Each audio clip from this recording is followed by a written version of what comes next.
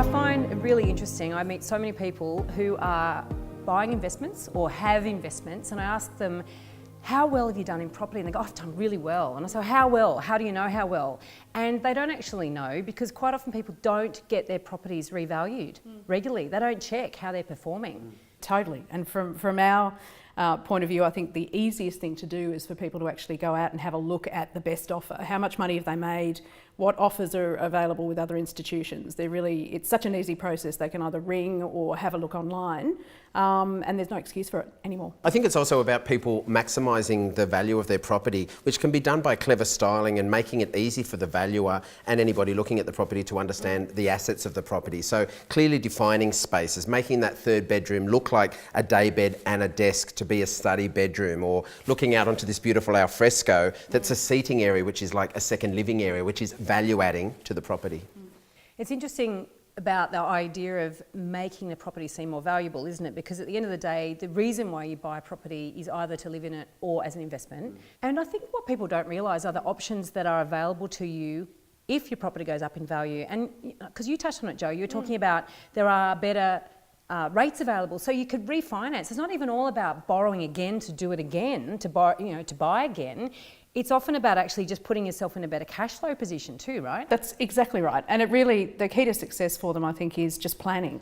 You know, you may start off investing in something and then you may decide to live in it, or the one that you're living in, you may decide to, have as an investment property at a particular point. And I think that the key is flexibility, and the key is really being armed with information. It's not the same as it was 30 years ago, where you're actually sort of setting and forgetting. The whole idea behind a mortgage is that it's supposed to really suit you. Obviously, people are driven by interest rate because you're talking about how much you have to pay every month. But in reality, you also want to match it to your circumstance. So you want to be able to maybe pay extra, make extra repayments. You may be able to want to, draw down at some point if you do want to renovate your property.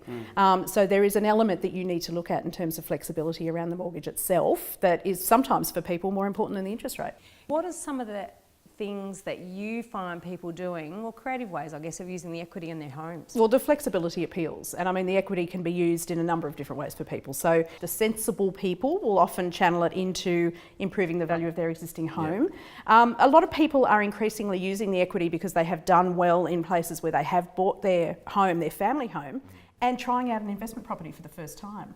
And now is the time to do that, and it actually works brilliantly. So really, once again, it's about the idea of having a plan and applying that sort of flexibility to what your changing circumstances are.